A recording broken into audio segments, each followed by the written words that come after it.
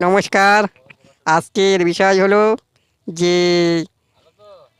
সংসদে সংসদ প্রথম চালু হওয়ার সঙ্গে সঙ্গে রাহুল গান্ধীর মাইক্রোফোন বন্ধ করে দিয়েছিলেন স্পিকার ওম বিড়লা। কিন্তু এটা করা কিন্তু ঠিক হয়নি। যখন এর আগে 2023 22 সালে সেই সময় যখন রাহুল গান্ধী বলতে উঠেছিল, তখন এই ওম বিড়লা মাইক বন্ধ করে দিয়েছিলেন এবং বিজেপি তাকে প্রাপ্য বলেছিলেন, তাকে অপমান করেছিলেন। কিন্তু এখন রাহুল গান্ধী বিরোধী দলনেতা।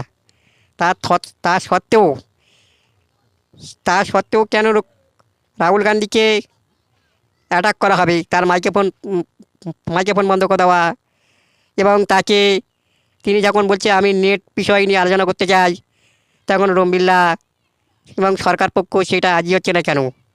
সরকারের উচিত সত্যটাকে সামনে আনা এবং তিনি সমস্ত বিষয় নিয়ে আলোচনা করা পার্লামেন্টে উচিত, কিন্তু তা তিনি করছেন না। বরং যখন বিরোধী দলগুলো বলছিল যে আমরা নেট নিয়ে আলোচনা চাই, তখনই তখনই বলছে যে না, আমরা ওই বিষয় নিয়ে আলোচনা করতে চাই না। সেই জন্য করে এর বিরোধিতা সবাই করছি। আমরা চাই পার্লামেন্টে বিরোধীদের অবস্থান থাকা উচিত। স্পিকারের ভূমিকা হলো নিরপেক্ষ। স্পিকার কোনো দলের লোক নয়, তিনি হচ্ছে নিরপেক্ষ হওয়া উচিত। তিনি যদি বিজেপি থেকে জিতে এসেছে ঠিকই, কিন্তু তার কাজ হলো নিরপেক্ষভাবে কাজ করা, সংসদে সবার কথা শোনা। এটা স্পিকারের কাজ। আপনি তাই এই দিকটা ভালো করে খেয়াল রাখুন।